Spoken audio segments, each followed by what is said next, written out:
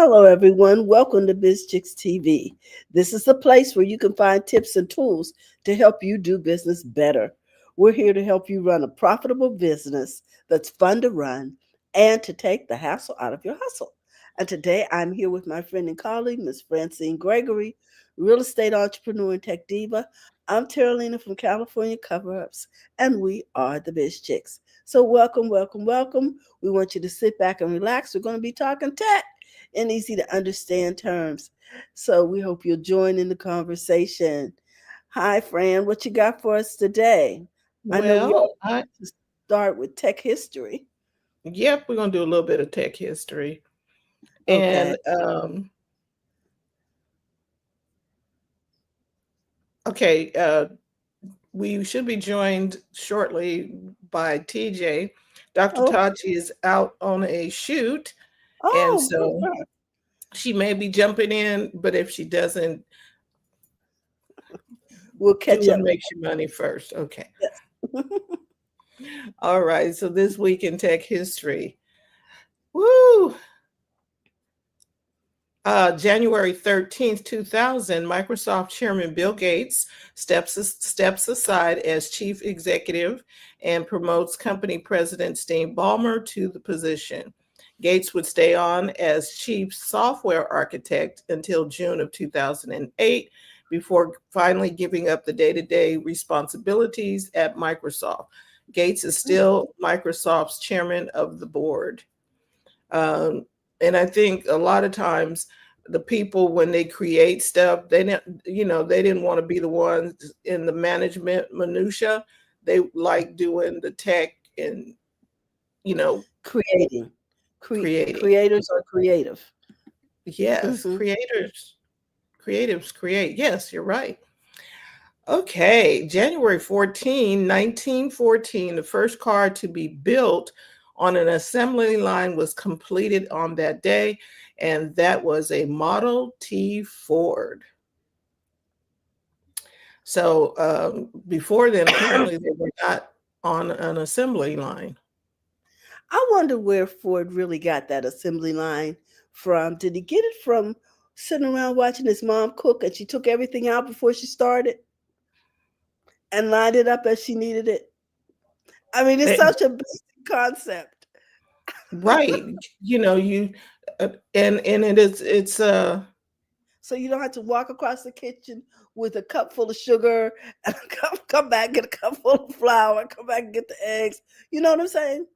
right. And in order for him to produce multiples of the same car, you're doing the same thing over and over again. He had a system, and we talk about systems here. What systems do you put in place that can keep you doing what you do well over and over again? Mm-hmm.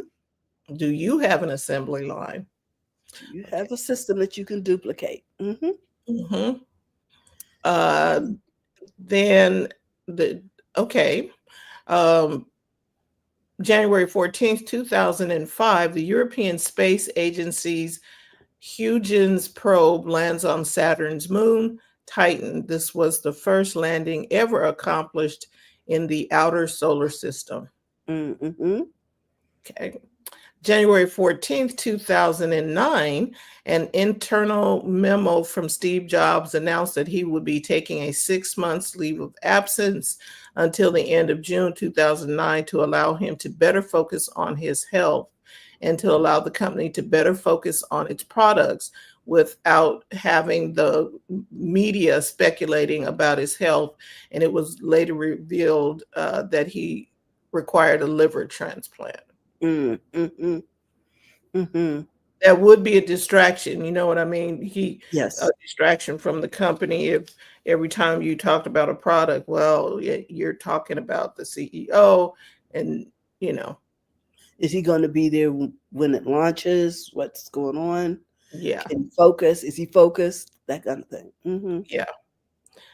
January 15, 1968, Ralph Baer, generally considered the father of the video game industry, applies for a patent on a TV game system he designed. This patent eventually leads to the Magnavox Odyssey, the first home video game machine. Ralph Baer is also known for many other products, such as the electronic game Simon. Mhm. Remember, Oh, I like Simon that was game. the one that had We the still light have it. lit up where um, green, red, yellow, and blue, and they had a sound, and they would light, and you had to match the pattern, and it got faster and faster. Mhm. I think that game is still out. I have that game. Oh. I play it with the kids all the time. I don't know how old it is, but but it's still working. And now I play it with the grandkids. Okay, IETF meets for the first time, and this is January 15, 1986. This day is the first meeting of the Internet Engineering Task Force. Mm. According to IETF's website, the mission of the IETF is to make the internet work better by producing high quality, relevant technical documents that influence the way people design, use and manage the internet. Hmm. And the author says, I'm sure this probably sounds boring to you, but if it wasn't for them, you probably wouldn't be reading it right now. Okay. Or seeing these graphics or seeing these No, we videos. wouldn't be, If you there know, would be mm-mm. none of this. January 15th, 1986, the National Science Foundation opens the National Center for Supercomputer Applications, NCSA, at the University of Illinois. In 1992 to 1993, Mark Andreessen would invent his Mosaic web browser while a student there, which he later transformed into Netscape. I remember, and the author of this article says, I remember opening the Mosaic program on a Mac in my dorm's computer lab in 1993, not knowing what it was. And because the homepage was set to the University of Illinois, he clicked around a few hyperlinks, but quickly got bored. Little did he know that he had stumbled upon. Uh, he didn't know what he had stumbled upon until months later. Mm. Wow. January 15, 2001, Wikipedia, a free wiki content encyclopedia, goes online. Door to door encyclopedia salespeople mourn while bookshelves everywhere suddenly have more room for other books. Mhm. We had that set of encyclopedias though. Woo! If you need to look up something, that was interesting that because every year they would come back with a new, or I don't know, however many years they would be coming back with new updates Uh, because volumes. Mm-hmm. right, because and that was very inefficient because you knew something new happened and now you have to wait to the new version comes out, new volume comes Unless you out got with the the medical updated. journal or the Yeah. technical journal for that. Mm-hmm.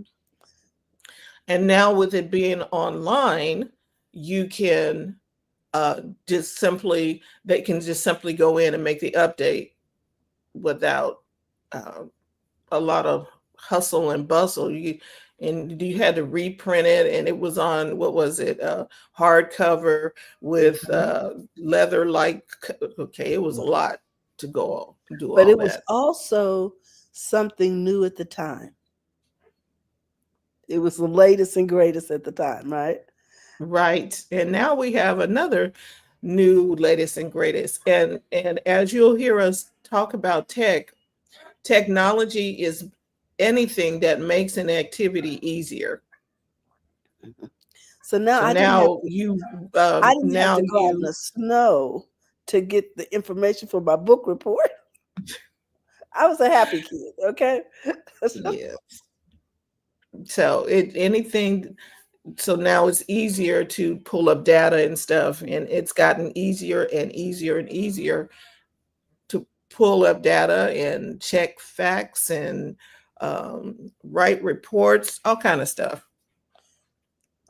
January 16th, 1969, Soviet spacecraft Soyuz 4 and Soyuz 5 performed the first ever docking of a manned spacecraft in orbit, the first ever transfer of crew from one space vehicle to another, and the only time such a transfer was accomplished without a spacewalk. In the final story, January 16th, 2000, famous for being the first space shuttle ever to be launched, mission STS-1, the Space Shuttle Columbia, takes off for mission STS-107. The mission would prove to be its final one as Columbia disintegrated 16 days later on re-entry. And that is all I have for this week in tech history. This week in tech. All righty, daddy. Well, does that mean I'm up? That means you are up. Hey, TJ. Hello. Welcome, TJ. We missed you. I'm glad to be back. We are glad you are back. And it's nice to be missed too. You know, people, you come back, people don't say nothing. You, what? Yeah, it was it was a break. I hear you. But you needed it, honey. So we're just glad to see you, and you look great. Thank you. I'm feeling better. Good.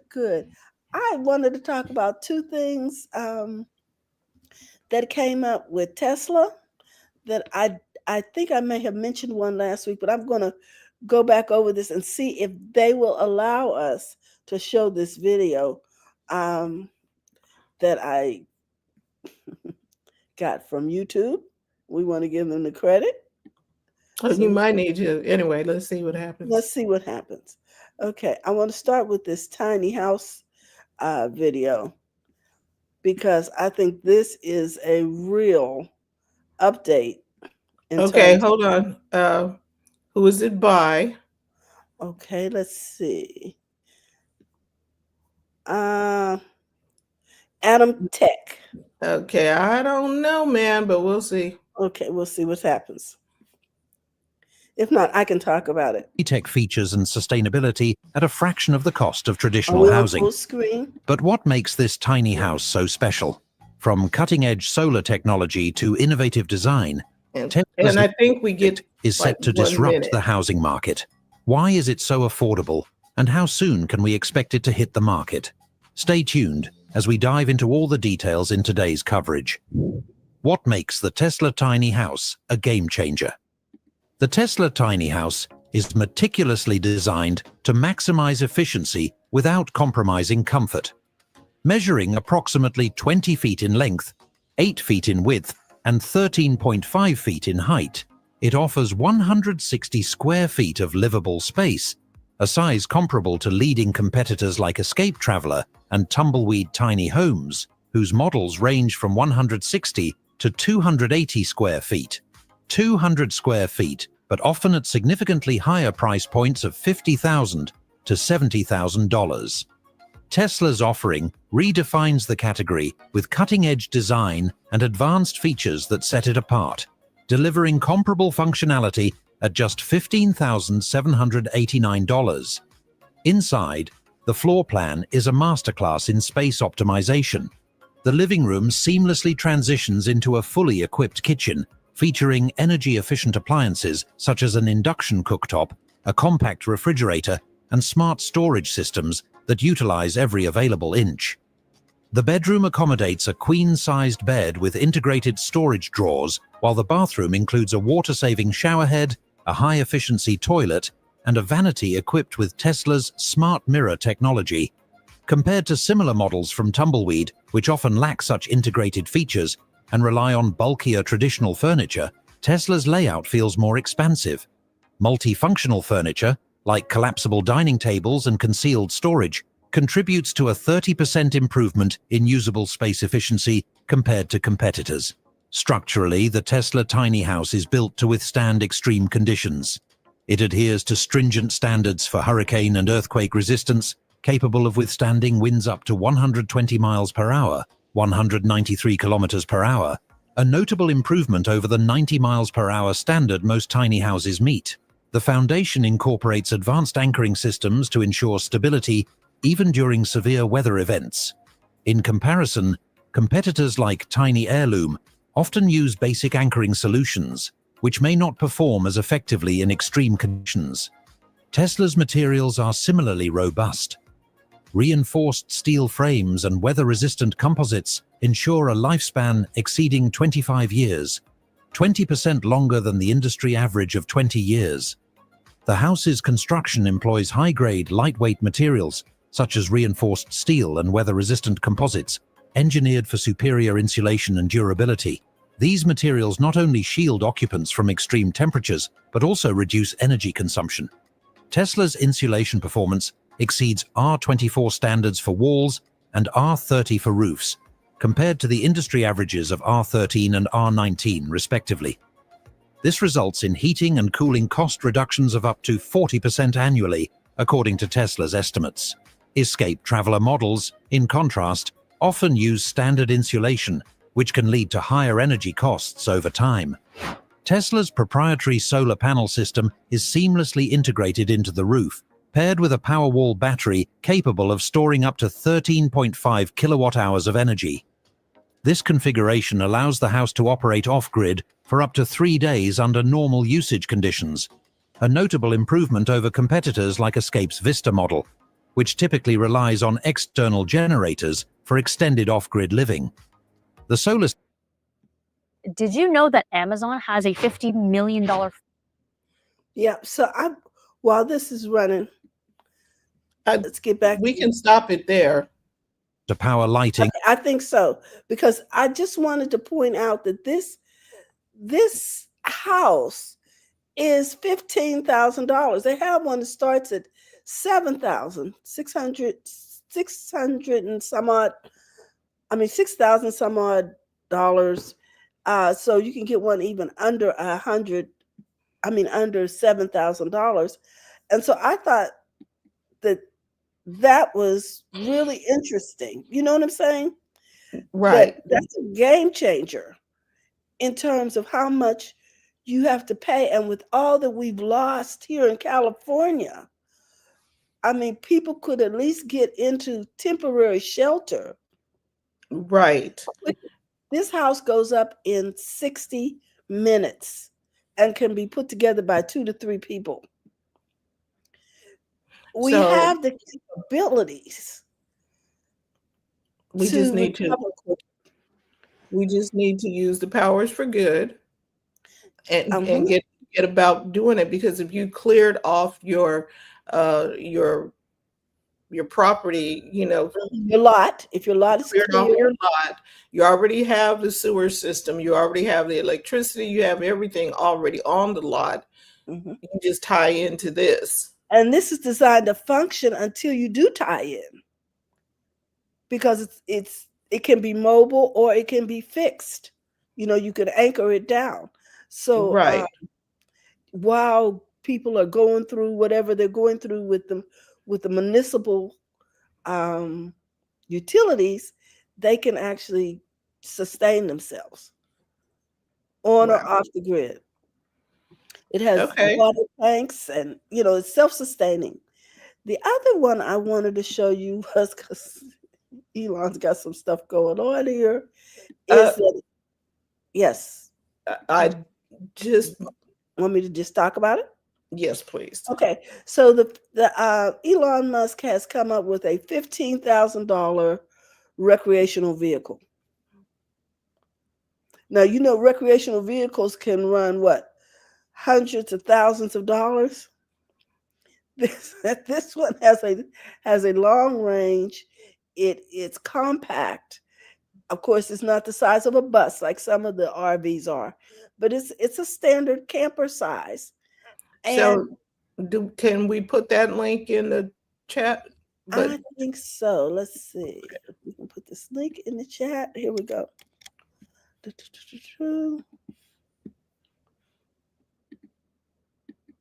Yes, we can.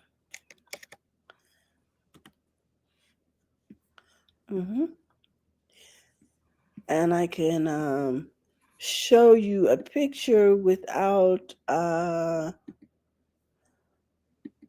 without playing the video. This is what it looks like. Oh, I think wow. I know. I think that's pretty slick. And I have a friend who's talking about selling her home and going RVing around the country. And at first I thought, oh my, that's going to cost a fortune because we're so used to these RVs being so expensive, right?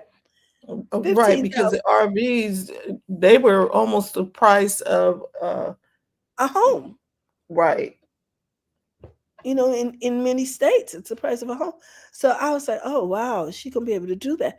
But if she comes into this, and the other thing I was thinking was, what if you just rented out your home for a year and went in an RV? You could probably pay for the RV because you got the rent coming in to make the payments. I think this is just a game changer in terms of where you're going to live and what you're going to see as you navigate the future. You don't have to be tied to one place. If you have houses that are costing $7,000, you could have a house in almost every state.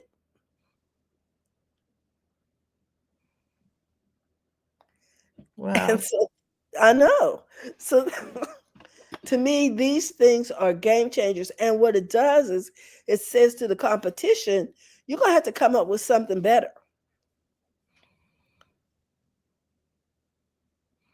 Mm-hmm. So that there's a link for that. And I just thought it was phenomenal. And I think I've got a couple of pictures. Let me stop the screen share. Do I have any pictures? I have a screenshot of this house that I thought was just so cute. Isn't that cute? Put that in your backyard. Rent that out. Airbnb that. Or get ready for your adult children who are coming home or whatever, or your mother-in-law or your father-in-law, or some relative that may need care that you want in the proximity of the house because they're still functioning to a certain degree where they can cook for themselves or whatever, or the caretaker can come in and take care of all of that, and they can just access the refrigerator and relax knowing that someone is close, but yet they're not actually in your home. So Wow. I know $7,000. I'm in. I'm like, I need a lot somewhere. And so you have to make sure that your city regulations allow for this.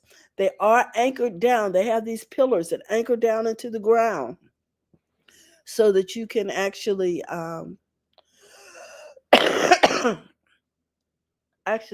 be stable. And the roofs are slanted so that snow does not accumulate. And it's they thought of a lot of things, and I think that this is going to be a real winner. So that's what I wanted to share today about what's going on with these innovations. Cool. And I Thank hope you. you guys found it interesting. Let me stop the screen share. Wow. I know. Now we just need to get them over there to whoever needs them. And Mark has a comment. Yeah. Mark says, that said, I wouldn't willingly give $1 to the man who could but won't single-handedly end world hunger. But that's another discussion. Yeah, The that's a people whole that nother work for discussion him do amazing things. So Yeah, is that's this so I want to ask Mark, is this Musk or this Bezos? Which one? The man. Oh, This he's is talking about Musk. Musk. Oh, okay. Okay, yeah. And a lot of people, they give him credit for Tesla. He didn't start He Tesla. stole that. He didn't start that. He No. bought that. Mhm. He did, and No, he didn't buy it. He He doesn't didn't buy own it. it. he does, yeah. He He doesn't doesn't. own it. He's Oh, he doesn't. CEO. Oh. He's not an innovator. That's a falsehood. So He is. Mm. research, people, He did not buy. all on the internet. Nope. He didn't buy it. He became CEO. That's it. He didn't. Mm-hmm. Mm. Yeah. So, Things that make boy. you go, mm. Yeah. Well, I am just excited, and I hope. And I noticed that they showed when they were putting these videos together, they showed the company Boxable, and Boxable. I think I showed you last week. Works like Legos. You sort of stack them. Well, I was Yeah. surprised to see you could stack these Tesla units also, so you could go up and out. And at $7,000 a box, I'm in. Okay. You needed some land, right? Yes. Yeah, and with the people in LA got plenty of land. And Yeah, they just have need the to- land. The house isn't there. So Right. Mhm. So anything like Boxables, there are these tiny homes and stuff, so people don't have to be without their homes right. for that And they don't long have to while they live. rebuild. Yeah, they don't have to live 2 years in a hotel or with relatives, or you know what I'm saying. $7,000. Most of your relatives, y'all could take up. And Okay, and the insurance could cover the cost of that. Your That's true. insurance right. can Right. cover the cost of that and get But- you But stabilized most of them didn't until. have insurance because the insurance was $7,000. So now, you know what I'm saying? So, but you can't. I mean, $7,000 in LA, that's a winner. And we kind of talked about this on Tuesday. Fran and I, we were talking about the people. Unfortunately, a lot of people lost their lives because they were trying to hold on Yes. to things. Understandable, because as humans we get into habits. But I always try to see the upside, and like I'm glad that I saw your story telling you, because this is like I said, if you have a piece of land, you can put this on it instead of because mobile homes aren't really a stable. It's Mhm. not that stable of a And it depends on structure. It depends on what you want to do. Do you want to Right. remain mobile or not?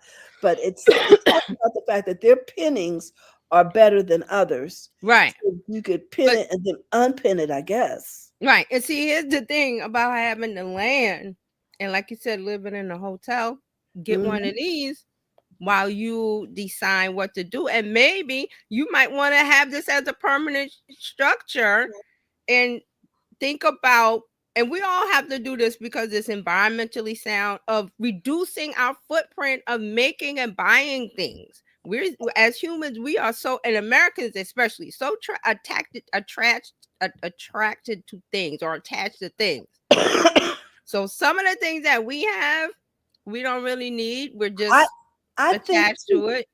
I think you're right, TJ. I think that, but having been in a situation where I've lost everything, it gives you a different perspective. Right. You have a different, when you come out of it, you're like, I don't need as much stuff.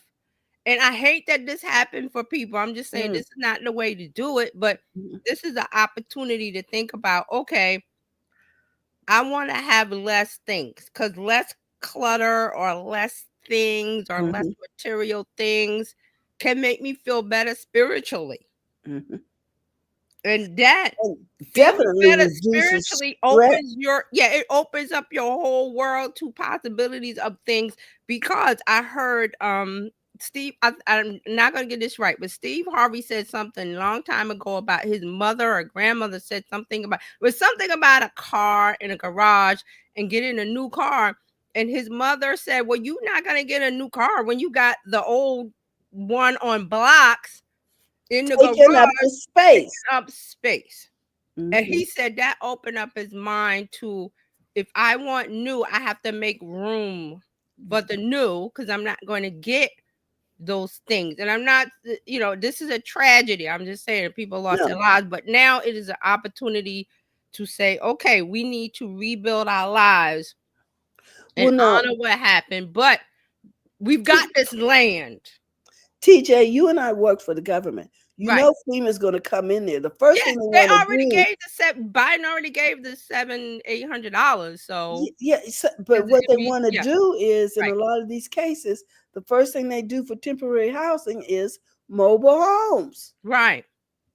Think about how many more homes you could put there Right. Excuse quicker. me. And I Because always see this as like a bigger issue of a homelessness problem, because now these people are homeless, not in the sense of they have that piece of land, they can put a tent out there if they they're wanted to. displaced. Yes. But this ties into the bigger issue of a Yes, it does. homelessness. And I know that LA has a big thing about that. New York we have our issues. And it's like, okay, we Sacramento. need to start thinking about how to house people differently. Exactly. So I love this story about the tiny homes and the boxes. So sorry, because when I talk, my voice is just like I feel a little tickle going. So that's just my thought. And the other thing I liked was the $15 mobile home, $15,000 mobable home, for those people who just want to, because sometimes you just want to walk out the door like there's been a natural disaster and keep going. Yeah, you want hobo style with that thing on a stick. Excuse me. With your little knapsack on a stick. But it's because, and we were talking about it on Tuesday, it's just habit of, I go to work, I come home, I pull in the garage, my house is there, everything is there. And you, by rote, you don't think about the things that are cluttering up your space. You just make, like the garage, your garage might be covered with things, but you got enough room for the car, and then you got to maneuver past all the stuff. And you're like, well, I just need to, maybe I should just throw this stuff out and I have more space. And not to apply this to people losing their lives in their homes, but no, that's always try to see the silver lining of this is an opportunity to. I think too, TJ, it gives people hope. People who are weighted down with student loans and things, and they were told they'd never be able to buy a home. Right. You know what I'm saying? Well, see, I don't like, but this is another thing. My mother always, she said, get rid of that word never. Just because you don't see the possibility of it coming in and happening in your life doesn't mean that it can't. Exactly. Because there's all kind of things. Synchronicity, there's God, there's this and that. You don't know what God is going to put in your life to put a person in your life in front of your path to change your life. But if you keep saying never, never, never, you're blocking that from coming to you. So because you're not ready to receive it.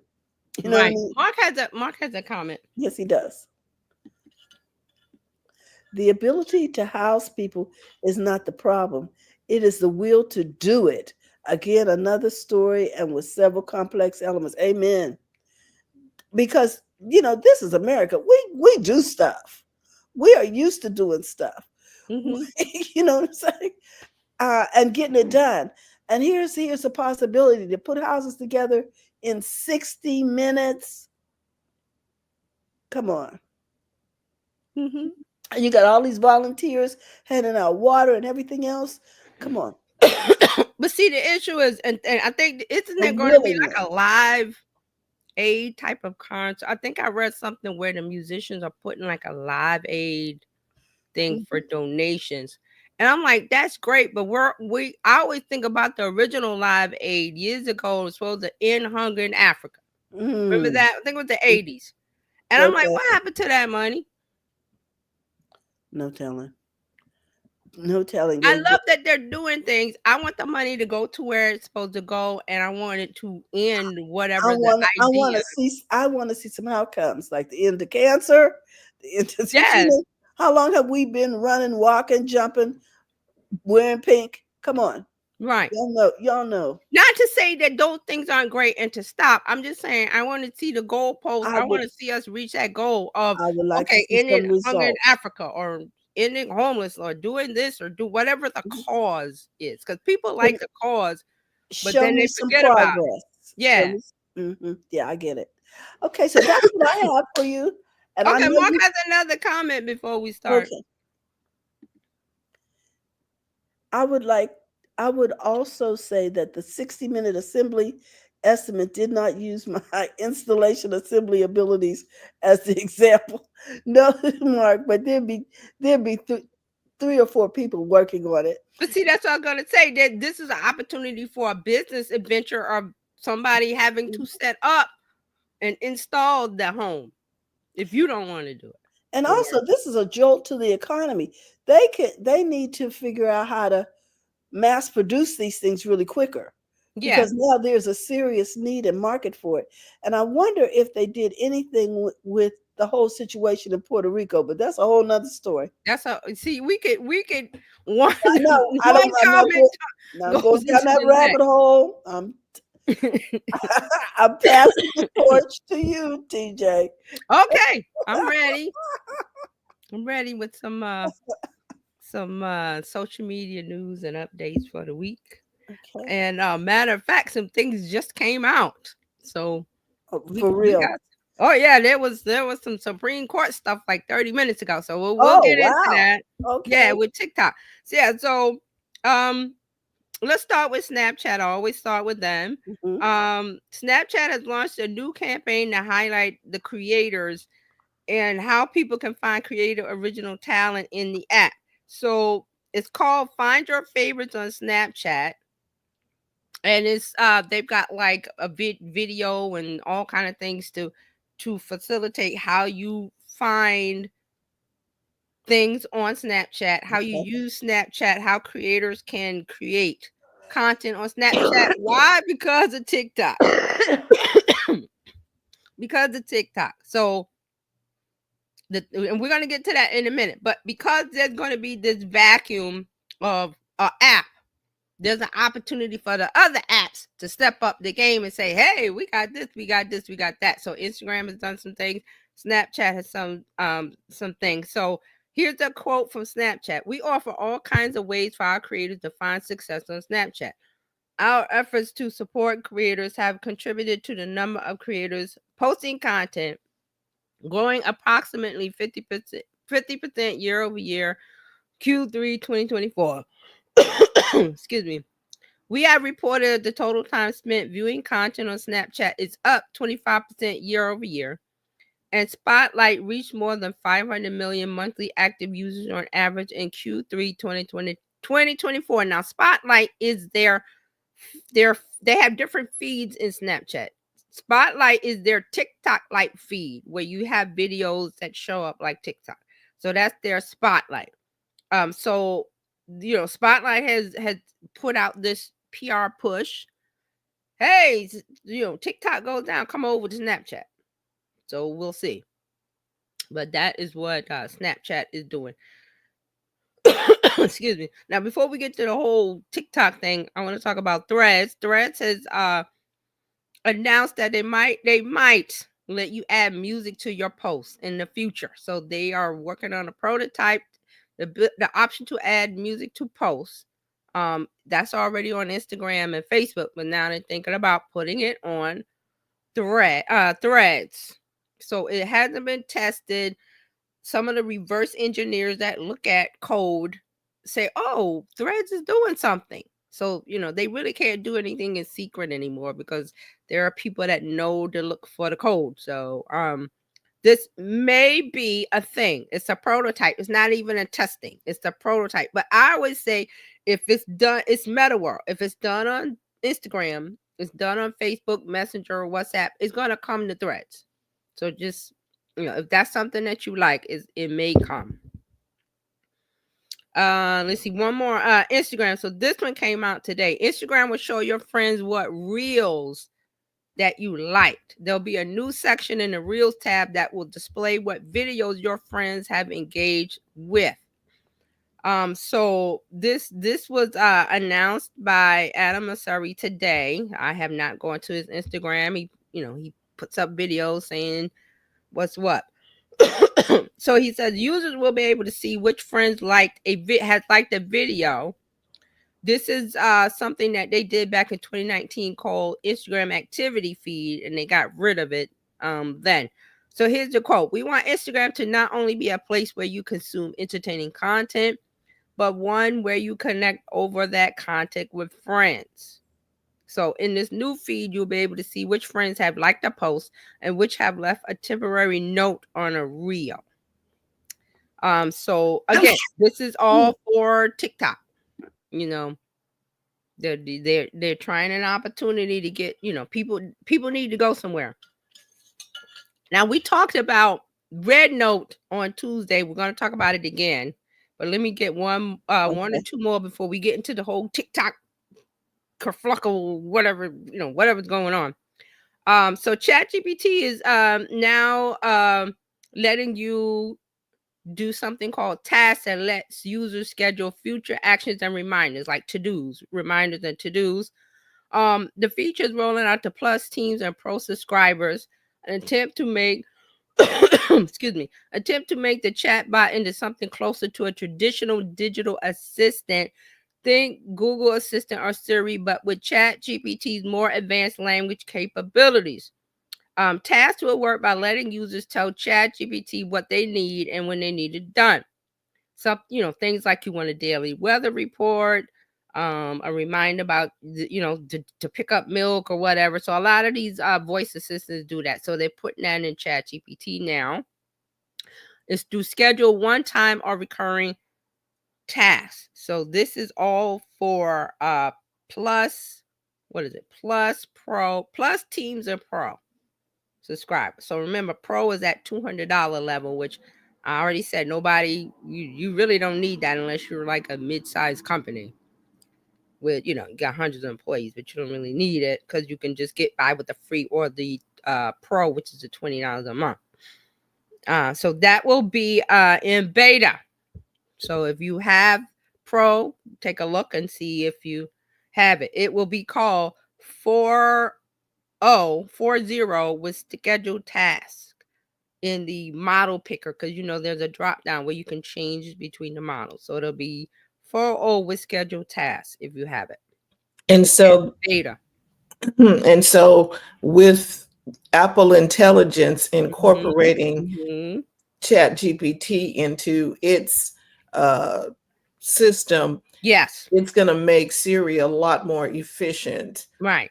So again, here's and thank you for bringing that up, because here is the wars of, Apple's doing this with Siri and their artificial intelligence, and then here comes ChatGPT adding all these things in, and then Copilot, Copilot will add things in. So they all do that. When one does something, they're like, well, we got to do it in our app to keep users happy or to bring people over to decide which app you want to use. So right. And I think that the people who use Android are going to use Gemini to have a conversation. Right. Because it's not Android. Right. Right. Because they're not going to get me over to Gemini, because I'm like not doing that, because I have to learn a whole new ecosystem to do that. Right. So, and then the people who are on the Android side don't need to necessarily come over to Apple for Apple Intelligence, because you have Gemini. And then Amazon's, you know what I'm saying? It's just you can stay where you are, and the tool just got a little bit better if you add ChatGPT to all of those functionalities. Right.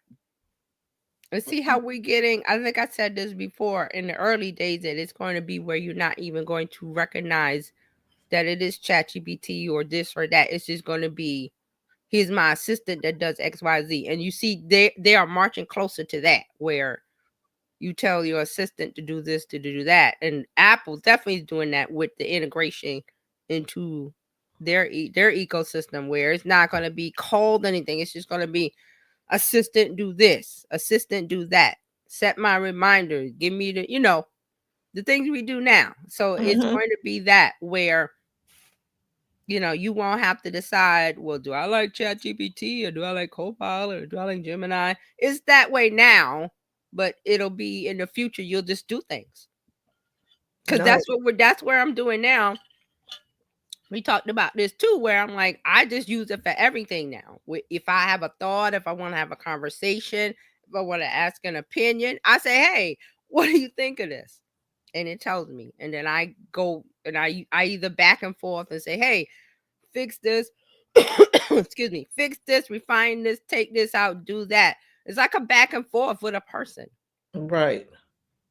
And that's how it's being used now. It's not more of okay, ChatGPT does this. It's going to be, you pick up your phone, your device, or whatever, and say, I have chicken in my refrigerator. What should I do with it?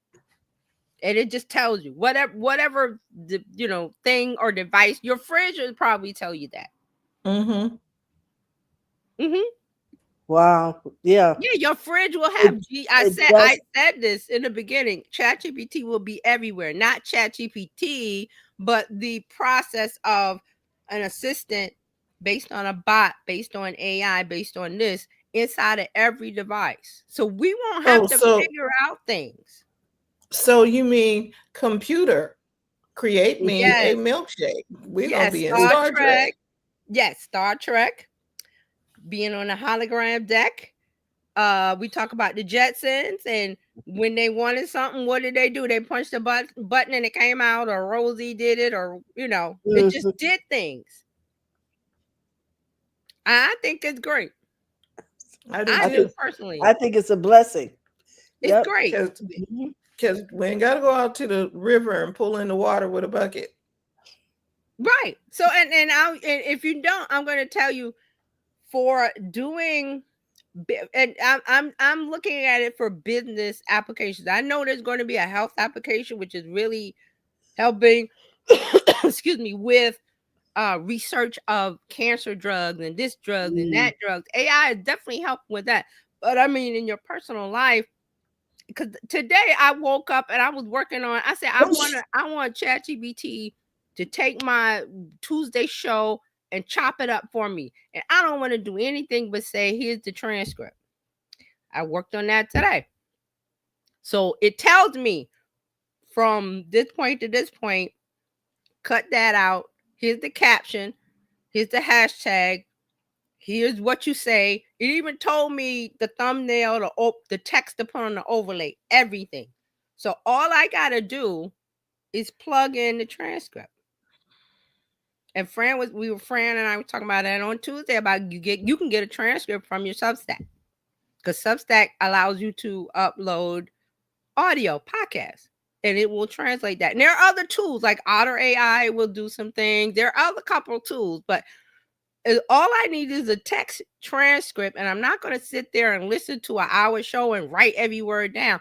There are tools for that. And I was like, listen, I need to take this video and I want it to fit TikTok style, or I want it to fit YouTube. I want it short, so I want it to fit Reels.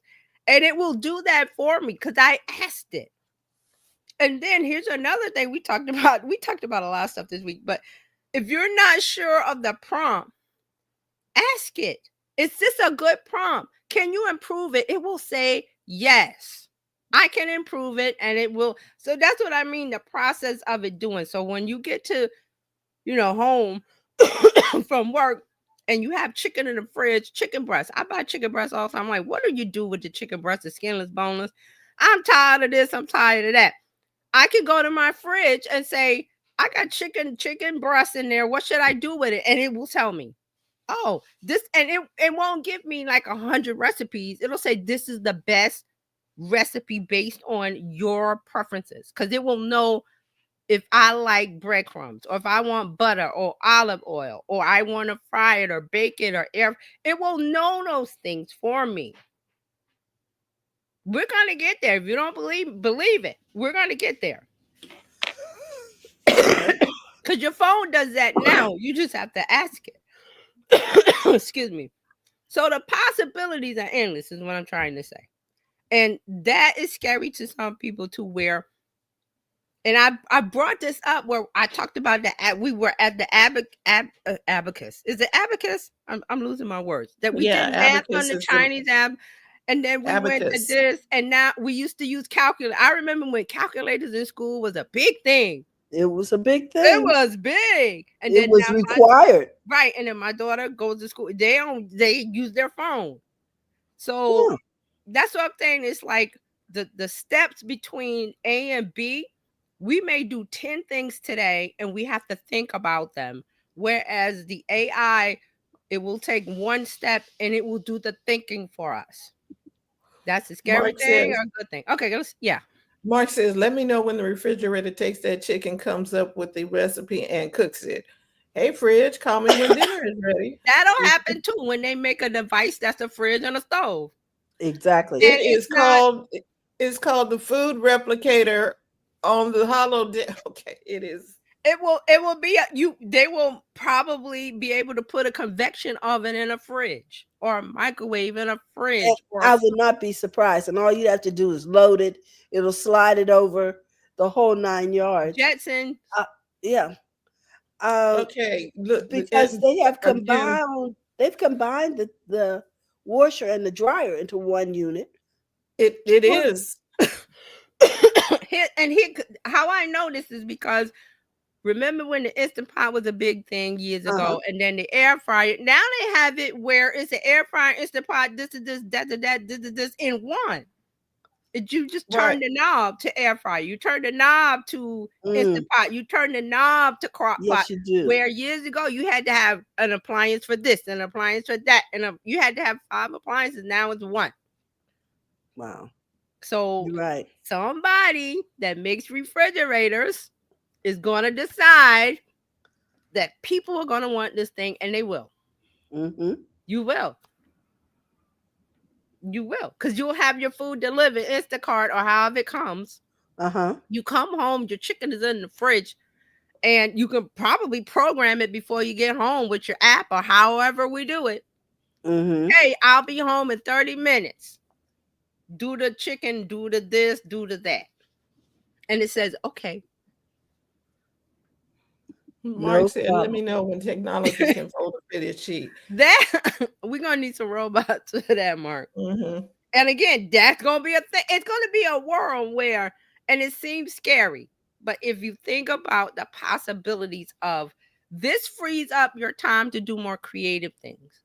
Right, because the robot that takes care of the house picks up the laundry off the floor, puts it in the washer dryer, and cooks the dinner, and while the person can sit at their desk and remain creative.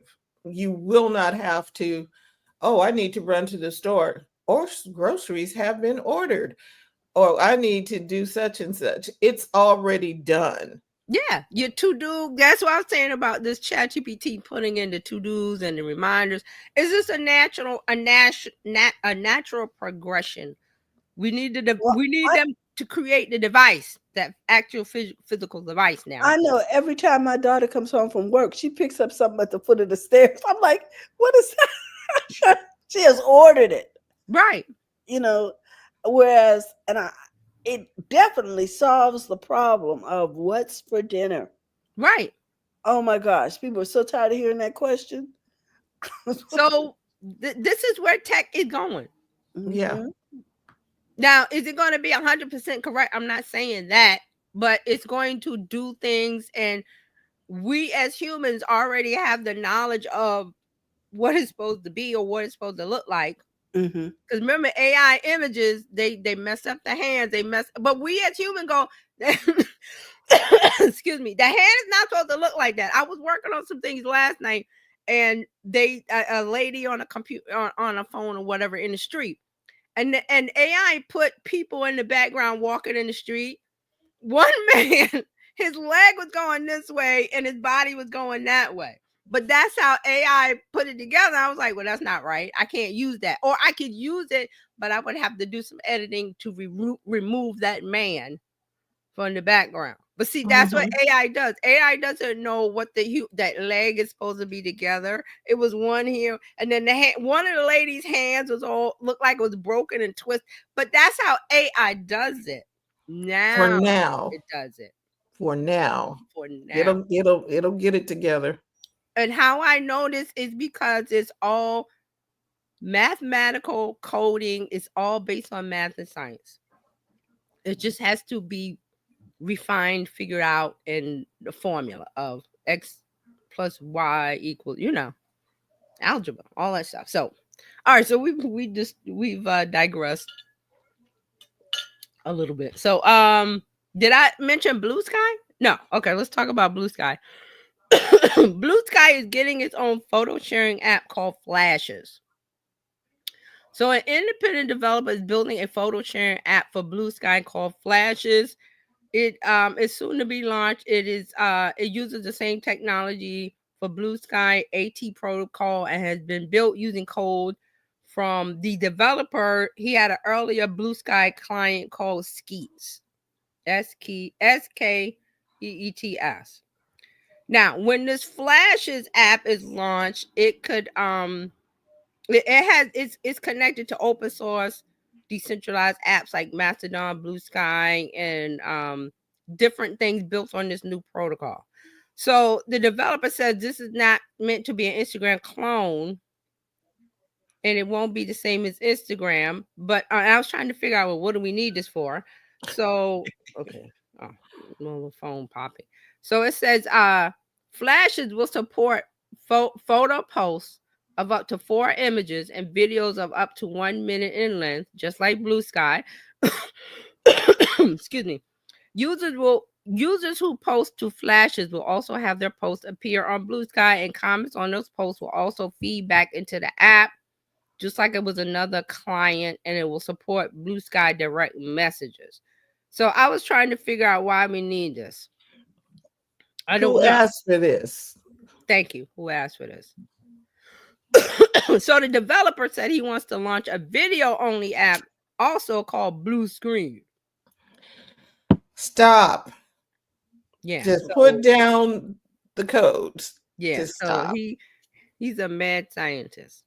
So Flashes, I'll see when it comes out. I'll take a look. But I was like, well, why do we need it? I don't know. All right. So speaking of Blue Sky, it ties in, and this is not one of my stories, or is it? No, it's not one. I just wanted to talk about it real quick because of the Meta decision. Actually, I want to show you this story. Let me find. Oh, okay, there it is. Because we talked about I'm clicking the wrong thing. We talked about this on Tuesday.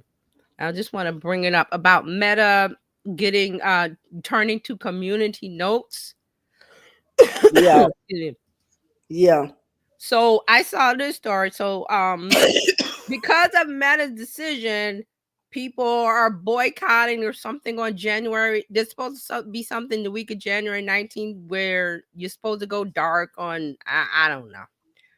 So the user exodus. So people are fleeing Meta platforms to alternatives like Blue Sky.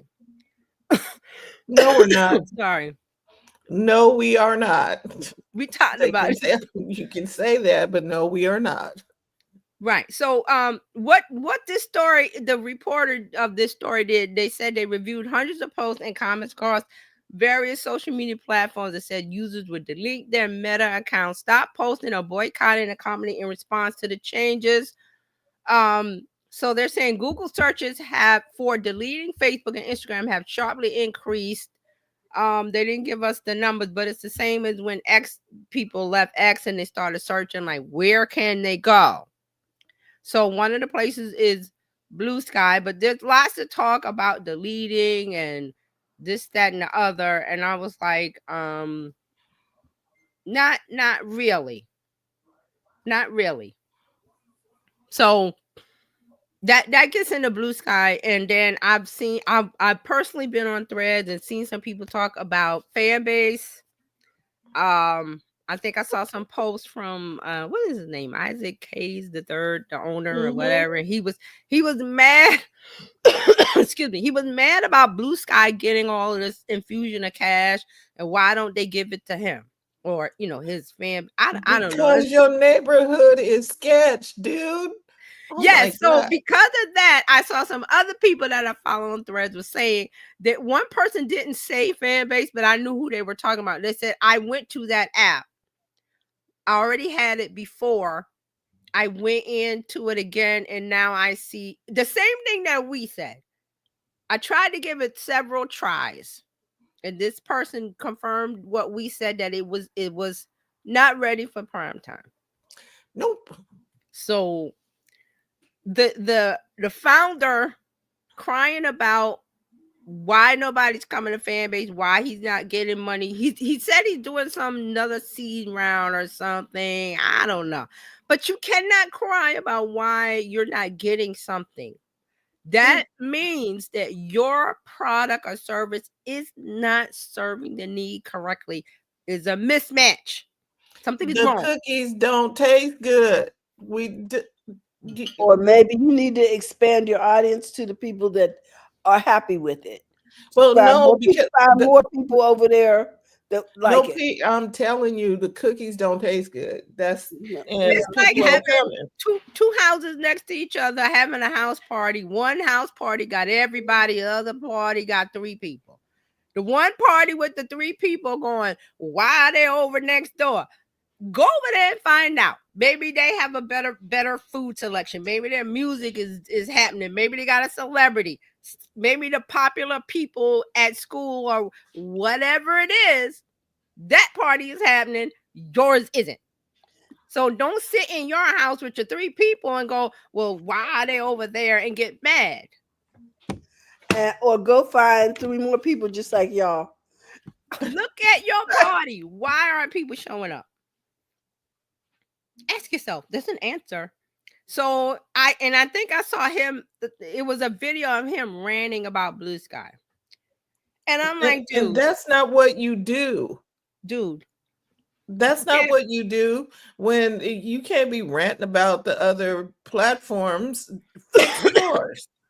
We're in a world, and social media and internet has done this, where people can decide what they like, and people can decide where they want to hang out, i.e. the 2 house parties next in the same neighborhood.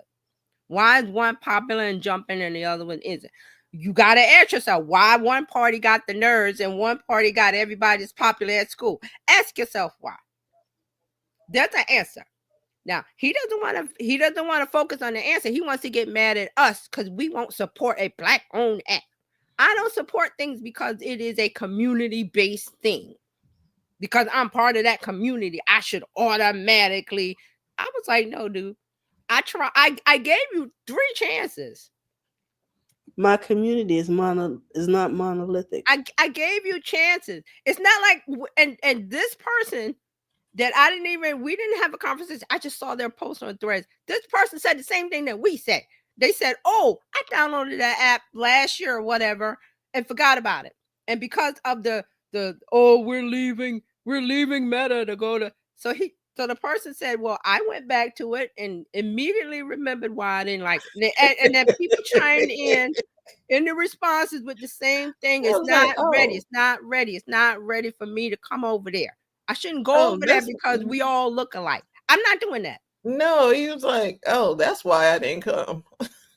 Somebody said it was the kitchen sink. Somebody said it was the kitchen sink. Why is all that stuff in there?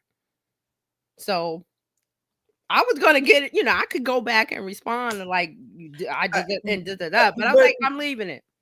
Because when you go over there, you're not interacting with anybody you know. It's not a neighborhood I want. The 2 house parties. It's not a neighborhood I want to go in.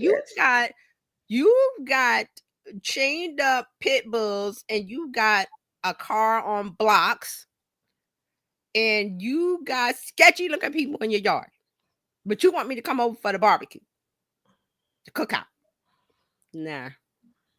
Because I don't want to. So I saw that, and I saw his post where he was ranting and mad. And there's another reason why we shall not come. You cannot. You getting mad? Force me to do that when there's all these other apps, and I don't use an app because it's it's Black owned, it's this owned, it's that owned. I go to an app because I like it. Right. So let's contrast that with Instagram. Is Adam Mosseri ranting and raving about nobody coming or leaving? He's very nice. He people in his comments mad and cussing and fussing, and he's so pleasant. He continues to come back. He continues to be the CEO and say, I know you're upset, but this is what it is. This is how you do it. We want chronological. They keep saying that, and he doesn't get mad, and he doesn't like this dude. He doesn't get mad and start fussing about how we gotta support this and that. I don't have to do anything. I don't have to do anything just because you and I look alike.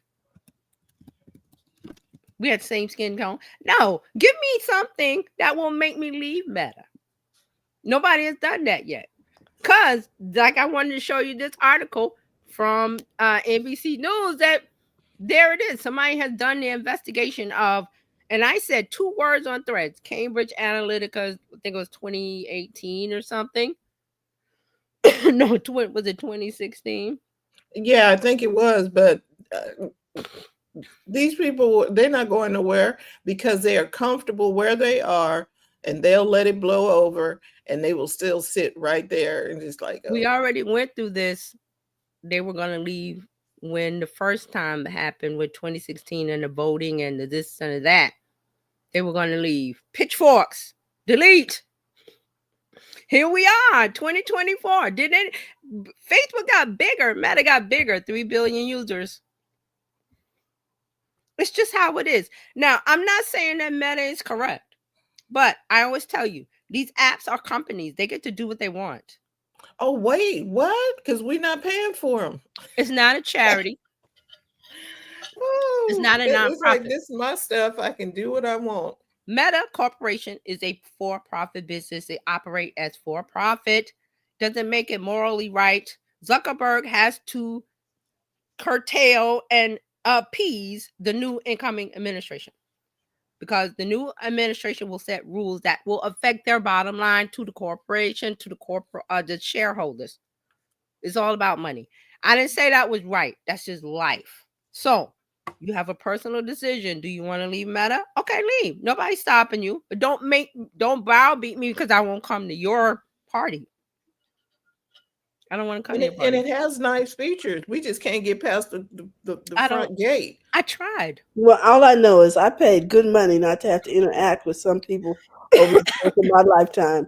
So Thank you. You know what I'm saying? So I'm okay. You have to look, instead of browbeating us why we won't join your party, look at what's wrong with your party. Something's wrong with your party. So he's not listening, because I saw this post where he was ranting and raving and mad and cussing and fussing because of Blue Sky. Why you going over to Blue Sky, and why don't you come over here because it's a Black-owned app? I don't do that. So, sorry. So now let's get into the TikTok. The Supreme Court has announced that they have upheld the ban on Sunday, January 19th. So there is no other recourse. It will be ending on Sunday, January 19th. But Biden, the current administration, has thrown a monkey in the wrench, a wrench in the plan. I'm trying to think of the song. Oh, the same. Biden says he won't uphold the ban. He will leave it to the new administration, which starts the next day. Mm-hmm. So, okay. What's the possibilities? It will be banned on the 19th, but resurrected on the 20th. That's okay. And the funny thing is, the new administration is the one who wanted the ban in the first place. Exactly. And I think I mentioned this before. One of the possibilities that it will be banned one day, and then the next day it's resurrected. Mm-hmm. Mm-hmm. Just because there's new administration, new rules. So, Terry Lena knows how the government works. So that's how it is. New broom sweeps clean. This new guy might want to appease Gen Z and come in and look like the savior on the horse. Mm-hmm. Here's the knight on the horse coming to save the day. He's the one who started the whole thing about banning TikTok. I'm laughing because it just... Well, some things are about money, and if you can run the stock down... Yes, there's several things going on here. Mm-hmm. There's a lot of stuff operating in the background. Mark's comment said, I'm changing it to all Black for the TikTok departure. I will not be attending the Red Note after party. Thank you, Mark, for bringing in the Red Note. So Red Note is, if you don't know, and let me bring up, I got an article here. Let me bring it up. Red Note is the place that Gen Z is running to because the TikTok is falling.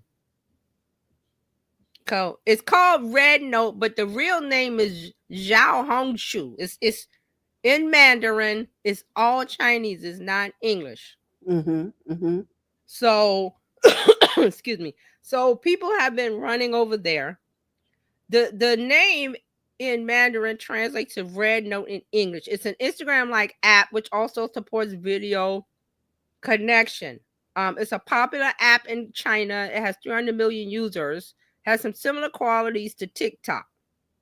And also Lemon 8. Remember, TikTok has that Lemon 8 Lemon 8 app, which is another place where people, they've been scattering like roaches. I'll say that when you turn on the light. I'll put the link for this article in there, and you can read it if you like, but I'm going to take this down. So, Red Note, there has been lots of video and commentary online.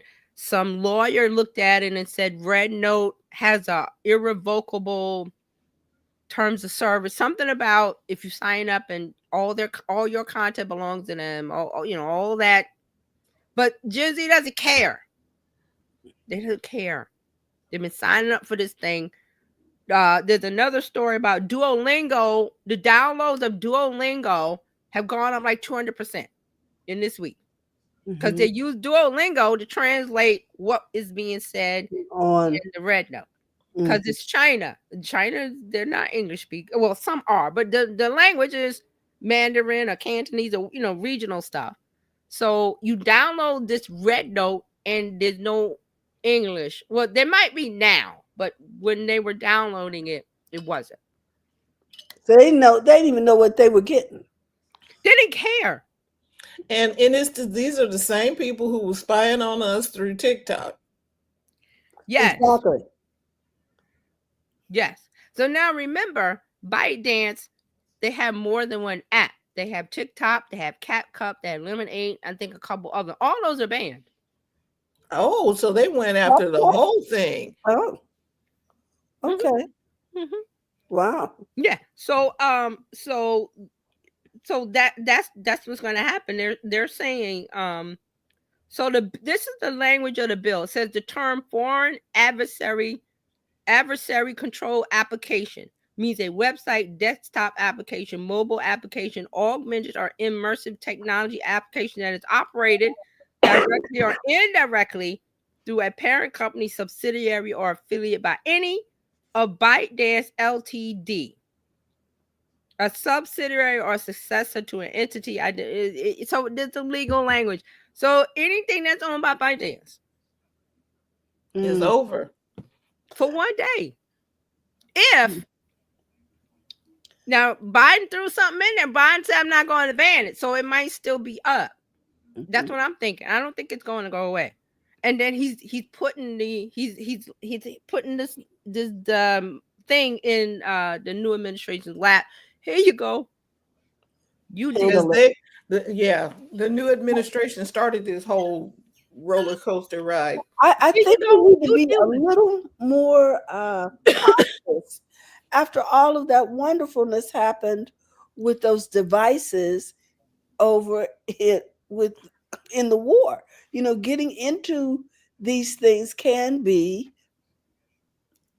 threatening to the democracy. It is threatening. It has been for a while. And I think I said when you first downloaded TikTok years ago, they already got your data. Whatever they were after, they got it 4 or 5 years ago. So it's not it's like the horse has left the barn kind of thing. And the disinformation by foreign adversaries has been going on for years. It's just that the government finally woke up and like, but Gen Z does not care about that. They're like, TikTok is going to be banned. I gotta panic and get something else. And so they all ran to Red Note. They all ran to Lemon 8. And Instagram, Snapchat is thinking, yeah, and YouTube. Yeah, they coming to us, having a party, opening the doors and waiting for the deluge of people when it's only going to be a trickle because they ran over to Red Note. And Red Note better watch out. They might be banned next. Yes. So, but what I'm saying is you're automatically assuming that they're coming to your party when they're like, I don't want to come to your party because your house has been standing for years. I never came. Why would I come now because you took away TikTok? I'm gonna go to the new. Hey, it's in it's in Mandarin or whatever language. I don't know what it is, but I got Duolingo and Google Translate to help me navigate in there. And then I heard some stories. I heard one this morning about people. The people that use it in China are very nice. So it's not about the people; it's about the government. So that's the issue. It was never the people. It was the government. So what's happening is there are people using Red Note, and the people that are already there, from China, are saying, "Welcome, let's talk." Like being very welcome. Like come to our house, and we welcome you. And then Mark says, and if the data was the concern, why so many of politicians that told us about it on it? Is security really the issue? That's true. They got on it for the election. Both sides. Well, see, today it's not an issue. It was when it was first. Okay, so remember the big balloons that they were the weather balloons, weather balloons, size of buses. Why do you think China was doing that? And then think about all way back, and we talked about this, of history of foreign adversaries. What were they trying to do? Always trying to spy on what America is doing. They finally figured out how to do it. Just get on their phone. Because you downloaded it. Gen Z downloaded. They don't care. Ask the kids. And China was like, So we're in the soup. Banning it. That's why Biden is like, this is the new administration's problem. It's not mine anymore because I'm leaving. This is a mess. I rented the Airbnb. I left it a mess. The next person, you guys clean it up. So it's a mess. It's like, what do you do? Actually, nothing. It's already been done. There's nothing to do. We have talked about this a long time. I said, if you want to use TikTok, use it, but don't use it on your phone that you have your medical or health or financial data. Why? Because the apps can talk to each other on the phone, whether you use it or not. Fran and I have talked about that several times. Yep. You decide how you want to be concerned about the safety of your data. You decide whether you want to use two-factor authentication or not. I had a client this week. Oh, can you turn it off? I was like, I have talked to you about this, but you want it off? You in writing told me to turn it off, and I'm turning it off. Now, when this person calls me and says, well, how did this person hack? I'm going to say, well, you turned off the two-factor authentication. I can't help you. I have it in writing. It's your account. It's not mine. Right. And that two-factor authentication is something that is important. On my Instagram, I got a notice yesterday. Hey, if you ever need to change I see that you're having trouble logging into your Instagram, and we can help you by, if you go here and do something. And I was like, no, I know that's a scam because I got two-factor authentication on my Instagram. And so whoever was trying to get in it, and it was my name. I was like, oh, y'all not gonna be able to get in there because I have it. So I just ignored the thing. They will not be able to get in there. Right. And this is how it works if you get a voice call, because this happened to me. I got a phone call and they said, oh, this is T-Mobile. Is something working? And I said, well, who is this? And they asked me again, because there's a scan where they ask you a question. They want you to say yes. So they get your voice print for saying yes to questions. And I was like, well, first of all, I wouldn't get a call from T-Mobile like this. That's not how they work.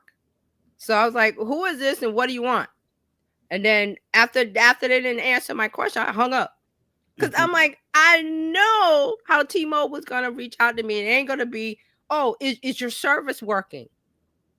I think that's what they asked me. Oh, this is so-and-so from T-Mobile. Is your service working? Well, obviously it is, because I got your phone call. So I was like, who is this and what do you want? They didn't answer that. They were just like, "Oh, is your service running?" Because they have a thing where they try to get you to say yes, and they somehow they use it for you know how you have services that authenticate and you say yes, and they get your voice print. That's what they're using it for. Right. But I'm Mark, like, yeah, go ahead. Mark says, listen, I had 2-factor authentication and my IG still got hacked, which resulted in me losing my Facebook.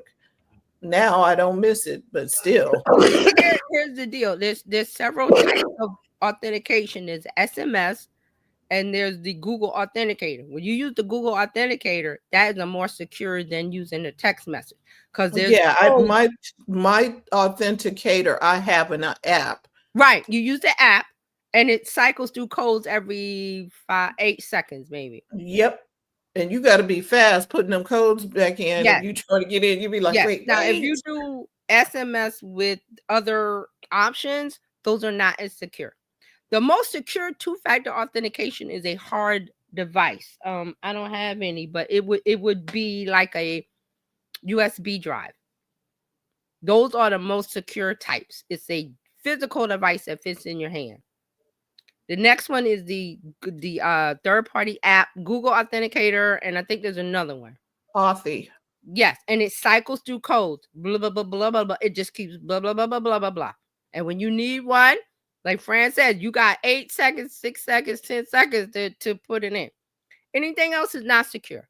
That's why a lot of, if you see, one of my services said, you're using text SMS, we're moving away from that this year. So you need to use a third-party authenticator app like Google Authenticator.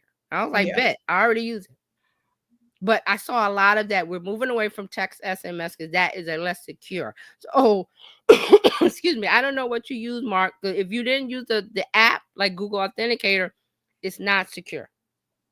Yeah, and people are really, you think that they're not concerned about little OU, but they whatever they can get, they will try. Right. And also do not, when you go to a website and then they say, oh, you can log in with your Facebook credentials. Don't do that. Because if you have, say you have 10 services that say, hey, log, because it sounds so good. All I got to do is log in with Facebook and I don't have to remember 10 passwords. But if somebody hacks one of those things that you log in with Facebook, they can go and hack all the others because you said log in with Facebook. Same thing with Google. Yeah, I don't log in with Google. I don't log in with Facebook. I do use my Apple, the one Apple for Apple password. that messes up that don't give you a real email. Right. But see, the when you sign up for a new anything that's web-based or whatever, or mobile-based, and they say, hey, make it easy on yourself and log in with Facebook or Google, I always go, no, give me the email password option. Because I also use LastPass password manager that stores it all. So I have hundreds of combinations of emails and passwords that I don't have to remember. Now, I'm not saying that is secure, but it is better than saying Google Authenticate. So there's levels of things you have to do. And it's nothing is 100% Fort Knox, sure. So if they really want it, they're going to figure out a way to get in. Yeah, they're going to, So scammers, they got all day to figure out. Hackers got that's all they do. Think of the Nigerian prince scam where they used to send you the email. I'm your long lost. You're a Nigerian royalty. All you gotta do is send me they sit around and think of that. Now it's on the computer, but you have to immediately. I know this is hard, but like I said with the story with the T-Mobile call, my first thing was like, this ain't real. What do you want? I do that. I do that with everything. I do that in real life. People try to get in my building. I'm like, who are you? I don't know you. I'm not going to let people into my building. And, I have relatives say, oh, you're mean. I'm like, I'd rather be this and be safe.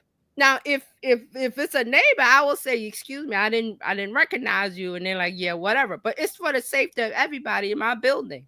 I'm concerned about that. So I don't let people in willy-nilly. I've confronted several people. Who are you? I live here. Do you live I'm very New York direct like that because it is for my safety, the safety of my family, the safety of my neighbors. I'm concerned about that. I'm not just concerned about me. I'm concerned about everybody in my building. I hear you. So I look out. And we're responsible for one another. I have no problem with somebody getting upset with me. Bring it. Bring it. Because I know why I'm doing it. I'm not doing it to be mean. I'm doing it for protection. Uh-huh. It's like if I see people throwing garbage, don't do that. We all live here in a community. So it's community protection. But that's just some of the things that we have to do. And unfortunately, we're living in a world, AI is going to fool your eyes. Oof. AI is going to fool you. Remember, it used to be if it was on videotape, it was real. Yes. Those days, Mm-hmm. that's not, no, you can't. Yeah, we got over that a couple of years ago, didn't we? Right. So we're in a new world where I saw a picture somewhere of something and I was like, I don't believe that. I think it was a picture of Trump or something. I don't remember what it was. I was like, that's AI. I immediately said that's AI because I want to tell my brain to not automatically accept what I see because that could lead to dangerous times. It's a sad world, but that's where we are. Until we get to that point where there's some kind of government administration. I've said this a lot of times. There's some kind of government entity that is a good housekeeping seal of approval that says this is okay. A rubber stamp, this is okay. Excuse me. Something from the government that says this is authentically the White House. This is authentically the president. This is authentically the FBI. There's going to be something, a digital something. We're not there yet. I don't know what it's going to be. Some kind of clearinghouse, isn't that what you called it? Yeah, a clearinghouse. It has to be something. I think it's going to be blockchain based. It's not ready yet, but it has to be that. It has to be something, and it has to come from the government, probably in partnership with private entities.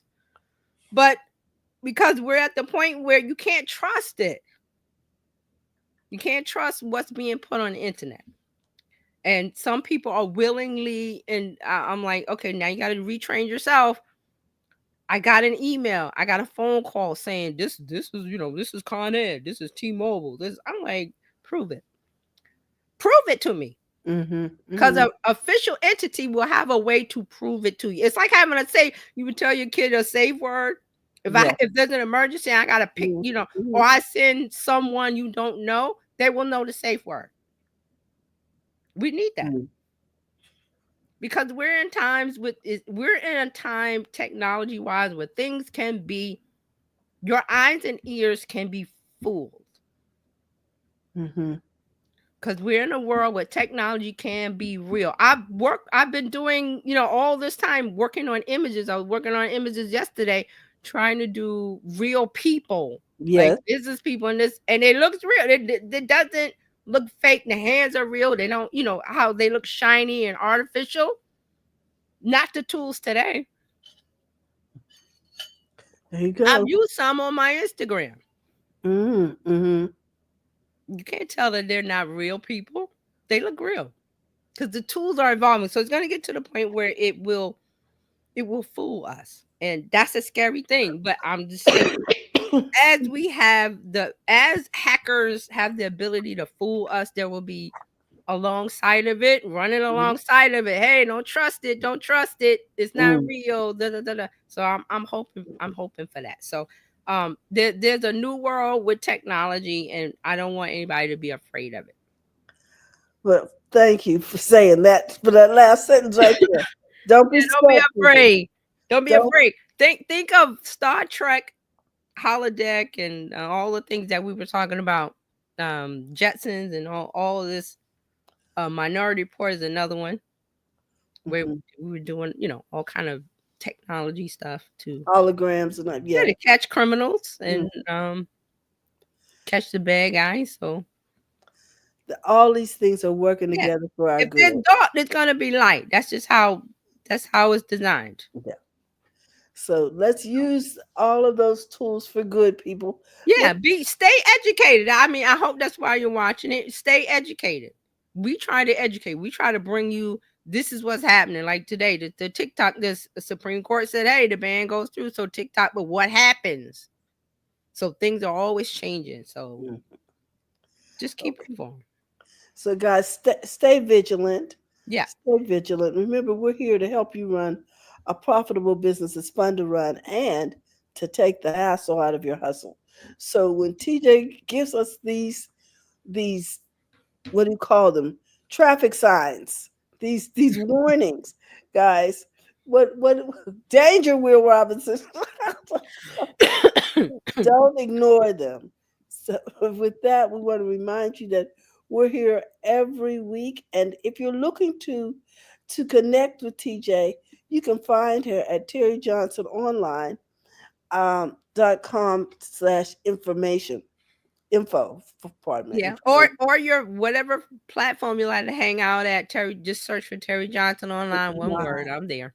She's there everywhere talking marketing today, but she is your guru when it comes to. I'm even on Blue Sky, but I'm not doing anything. So you probably won't get a quick response over there, but you never know because she's very tech savvy. With that, we want to remind you that if you want to become a part of the BizChicks community, you can simply text biz to 33777, or you can join us at bizchicks.net. With that, we love you and we'll see you soon. And for all of you watching live on the replay, we want to thank you for your time. Have a great day. Bye-bye, everyone. Bye, everybody.